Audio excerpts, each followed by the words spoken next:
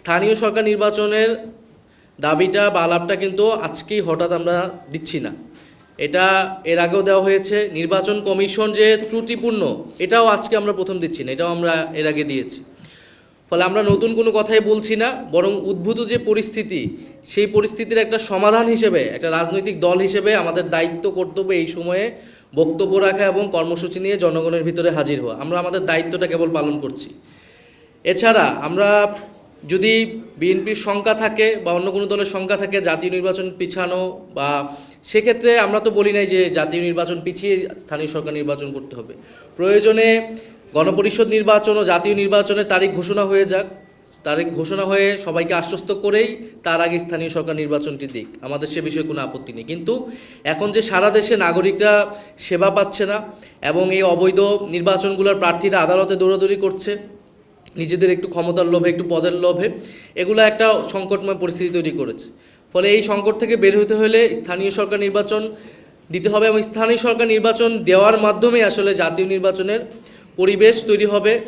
এই সরকার, এই প্রশাসন, নির্বাচন কমিশন কতটুকু সক্ষম সেটাও আসলে প্রমাণ হবে, কারণ দীর্ঘদিন বাংলাদেশে একটি সুষ্ঠু নির্বাচন কিন্তু আসলে ছিল না। ফলে সেই আস্থার জায়গাটা আরও বেশি তৈরি হবে। সেই জায়গা থেকে আমরা বলছি যে এই সময়সীমা জাতীয় নির্বাচন এবং গণপরিষদ নির্বাচনের জন্য দেওয়া হয়েছে, সেই সময়সীমাকে মাথায় রেখে আমরা বলছি যে আগে স্থানীয় সরকার নির্বাচনটি হতে পারে এবং তার জন্য অবশ্যই যে নির্বাচন কমিশন আছে সেই নির্বাচন কমিশনকে পুনর্গঠন করতে হবে। বৈষম্যবিরোধী ছাত্র আন্দোলন তারা তাদের মতো কাউন্সিল করে নতুন নেতৃত্ব নির্বাচন করার কথা। বৈষম্যবিরোধী ছাত্র আন্দোলন কিন্তু স্বতন্ত্রভাবে স্বাধীনভাবেই পরিচালিত হবে। জাতীয় নাগরিক পার্টি একটা রাজনৈতিক দল, বৈষম্যবিরোধী ছাত্র আন্দোলন একটা গণ অভ্যুত্থানের প্ল্যাটফর্ম। আমরাও সেই প্ল্যাটফর্মের নেতৃত্বে ছিলাম, আমরা এখন সাবেক হয়েছি। তো আমরা আশা করি দ্রুত সময়ের মধ্যেই তারা তাদের যেই কাউন্সিল, সে কাউন্সিল করে তাদের নতুন কেন্দ্রীয় নেতৃত্ব নির্বাচন করলে সারা দেশের যে শৃঙ্খলা, সেই শৃঙ্খলাটি দ্রুত আয়ত্ত আসবে।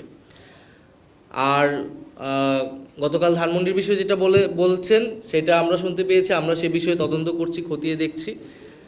আর প্রথম প্রশ্নটা ছিল যে আপনার জিম্মি করার বিষয়ে। আমরা কিন্তু গণতান্ত্রিক প্রক্রিয়াতেই আন্দোলনে দাবি আদায়ের কথা বলছি। এখন আপনি দেখবেন যে আওয়ামী লীগ নিষিদ্ধের যে বিষয়টি, সেইটি কিন্তু আসলে আমরা যখন একদম শেষ সীমায় চলে গিয়েছিলাম, গত 9 মাস ধরে যখন কোনো ধরনের ব্যবস্থা নেওয়া হচ্ছিল না, সেটা কিন্তু শেষ সীমায় যাওয়ার পরে কিন্তু আমরা নিয়েছি। আমরা কিন্তু প্রথমেই যে গিয়েছি এরকম না, বরং আমরা 5ই আগস্টের পর থেকে বিভিন্নভাবে আমরা বলে আসতেছিলাম। যখন আমরা সরকারের ভিতরে ছিলাম তখনও আমরা বলেছি, যারা বাইরে ছিল তারা বলছে। ফলে ইলেকশন কমিশন পুনর্গঠনের দাবিটাও আমরা কিন্তু বলে আসছিলাম অল্প অল্প করে। কিন্তু আমরা যখন দেখলাম যে এই ইশরাক হোসেন মামলার যে বিষয়টা, একেবারে সরাসরি ইলেকশন কমিশন এই সংকটটা তৈরি করেছে। তারা এই মামলায় কোনো কন্টেস্টই করেনি এবং তারা আপিলও করেনি। ফলে এটা খুবই স্পষ্ট যে তারা একটা দলের পক্ষ নিচ্ছে, একটা প্রার্থীর পক্ষ নিচ্ছে এবং এই ধরনের সংকট যে সামনে তারা করবে না। এবং এই নির্বাচন কমিশনের উপরে জাতীয় নির্বাচন বা যে কোনো নির্বাচনের উপর আস্থা তো আমরা রাখতে পারছি না। ফলে আমরা গণতান্ত্রিকভাবে আমরা দাবি জানাচ্ছি, কালকে ইলেকশন কমিশনের সামনে যাব, আমরা তাদেরকে দাবি জানাবো। এরপরে আন্দোলনের পরিস্থিতি অনুযায়ী আমাদের দাবি দেওয়া যদি কর্ণপাত না করানো হয়, সেই অনুযায়ী আমরা আমাদের দাবি আন্দোলনের তীব্রতা বৃদ্ধি করব, কিন্তু সেটা আমরা গণতান্ত্রিক উপায় করব। বরং এখন যেটা হচ্ছে, একটা বৃহৎ রাজনৈতিক দল হিসেবে, প্রতিষ্ঠিত দল হিসেবে যেই ম্যাচুরিটি জনগণ তাদের কাছ থেকে আশা করে, তারা কিন্তু সেটা দেখাচ্ছে না। শাহবাগ বন্ধ হচ্ছে, নগর ভবন বন্ধ হচ্ছে, যমুনা ঘেরাওয়ের হুমকি দিচ্ছে, নানাভাবে দেশে একটা অস্থিতিশীলতা তৈরি করার চেষ্টা করছে। ফলে আমি বলবো যে সবাইকেই এই জায়গা থেকে সরে আসা উচিত এবং আলোচনার মাধ্যমে, আমাদের তো এখন একটা আলোচনা, রাজনৈতিক দলগুলোর তো একটা আলোচনার পরিবেশ আছে সরকারের সাথে এবং আমাদের সব রাজনৈতিক দলের মধ্যে সেই যোগাযোগ, সেই সম্পর্কটা আছে। আমরা যদি আলোচনার মাধ্যমে, সংলাপের মাধ্যমে আমরা যদি সমাধান করতে পারি, তাহলে এটা দেশের জন্য, সবার জন্যই আসলে ভালো।